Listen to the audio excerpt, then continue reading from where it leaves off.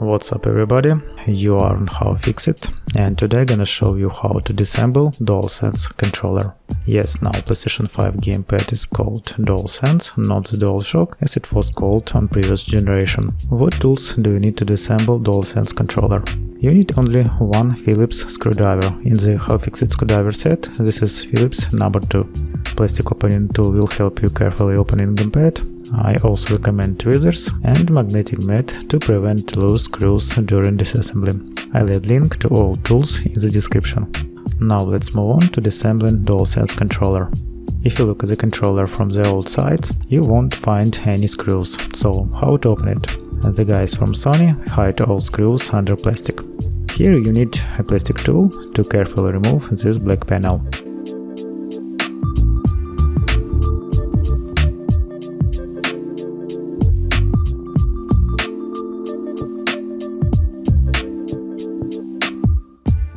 Now we see the first two screws, but that's not all. The other two screws are hidden under buttons L1 and R1. Removing these buttons is very simple and just slide them up like this. And now we can see two more screws.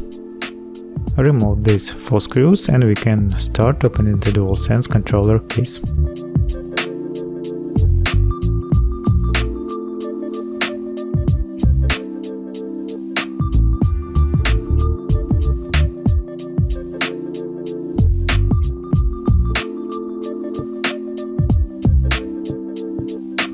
At the bottom of the case, near the mini jack socket, carefully pry these latches.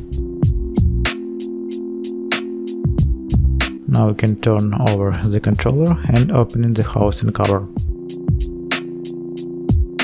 The first what we see is the battery. Let's turn it off and remove.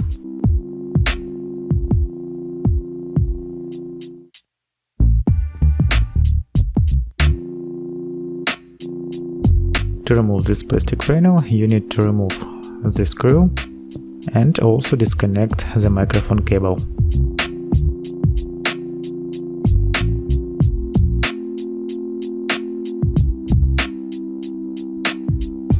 Now you can get better look at the DualSense motherboard. This chip is something like CPU for gamepad. This dialog chip is power management of gamepad. And this Realtek chip is audio codec. Let's move on and now disconnect all cables from the motherboard.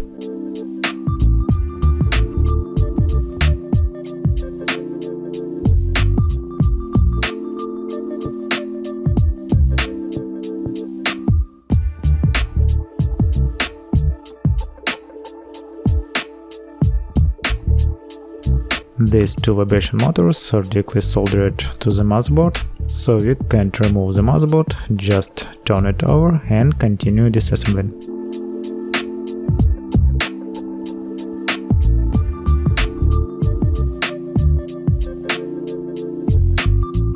Next unscrew 2 screws and remove white panel and then transparent panel.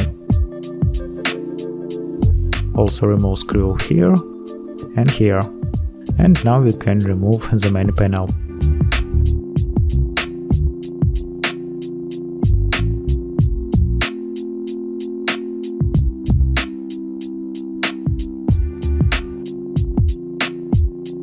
Remove 4 screws on the front panel.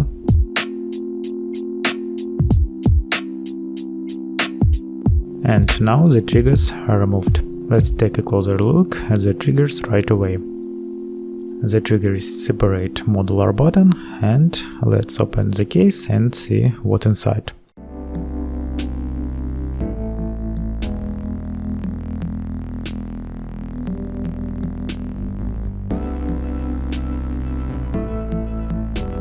Carefully disconnect this cable and remove screw.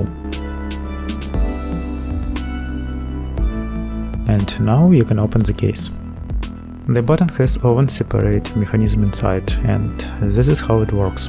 The trigger button itself can work independently of this mechanism inside, but why then all this mechanism is needed?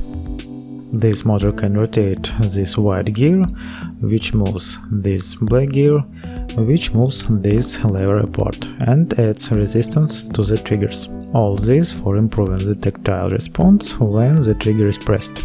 All of this may look complicated, but the good news is that every part of the trigger mechanism can be easily removed and every part can be replaced.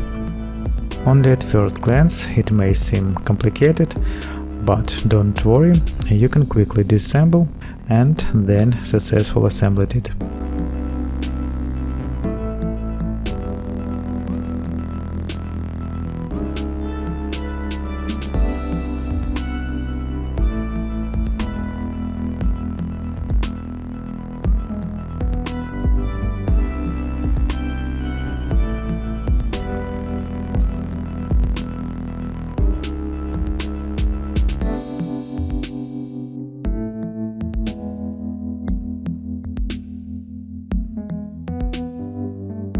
The vibration motor glued to the panel, it can be peeled off, this is not problem, but the wire soldered to the main board, and to replace the vibration motor you need soldering iron and some soldering experience.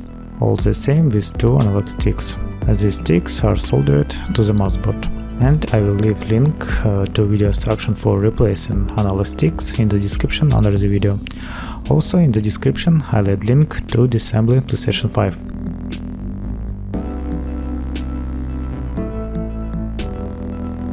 And the last part is the front side of DualSense gamepad with buttons and trackpad.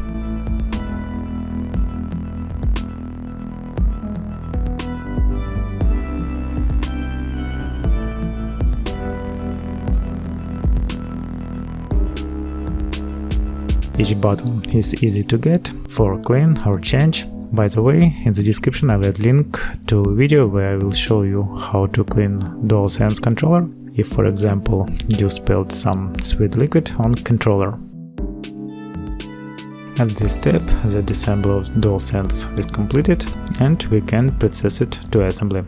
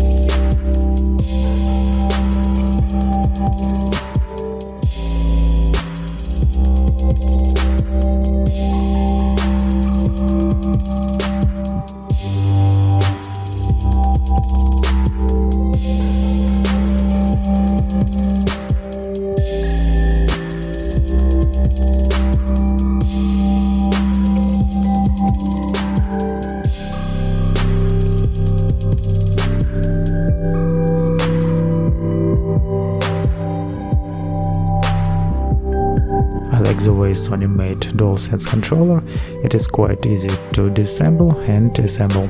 I think it is easier than disassembling DualShock 4. So I hope this video was useful to you, and see you next time on How-FixIT.